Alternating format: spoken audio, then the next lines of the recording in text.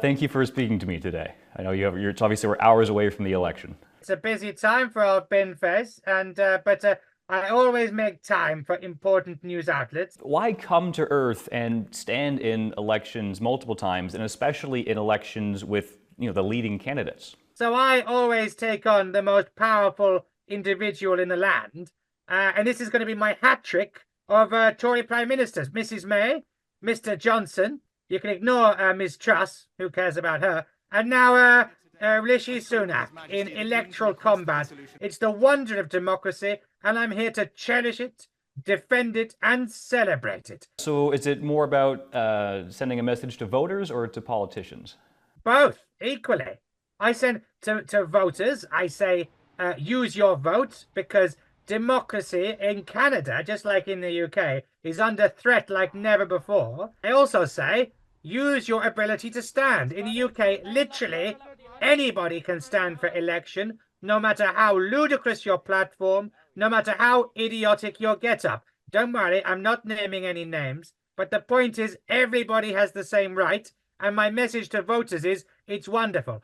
My message to politicians is, I am going to hold you to account with the best manifesto, the best policies, the best personality. What is it like standing up there, with sometimes it's a prime minister on these declarations? The first thing I'll say is it's very, very hot. You have no idea. The claustrophobia, the lack of liquid, and the lights coming down. For me, the heat is punishing. You received 24,000 votes, more than 24,000 votes in the recent London mayoral election. Who is voting for you? Londoners. It must mean that there is a steady caucus of alien-loving voters in the Earth capital, London. I think that's worthy of more journalistic attention than it has so far received. Is there any worry that you or Mr. Elmo will pull support away from any of the other candidates, leaving then the chance for, a different party to gain support or at least advance further than they would otherwise? It's called democracy, right?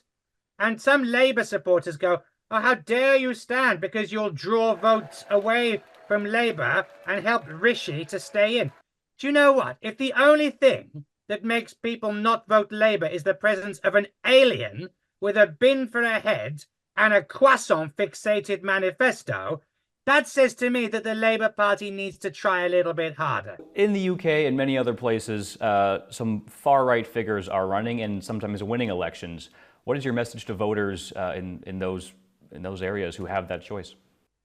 Don't do it, guys. I was supposed to be the novelty exotic candidate, right?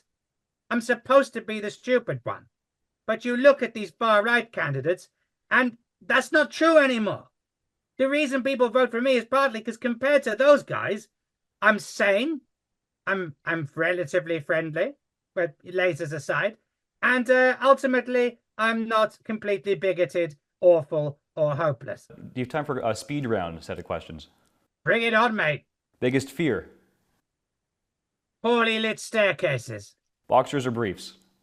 Definitely boxers. Celebrity crush? Yes, many. Anything I've not asked you you'd like to add? Yes, who's your favorite football team?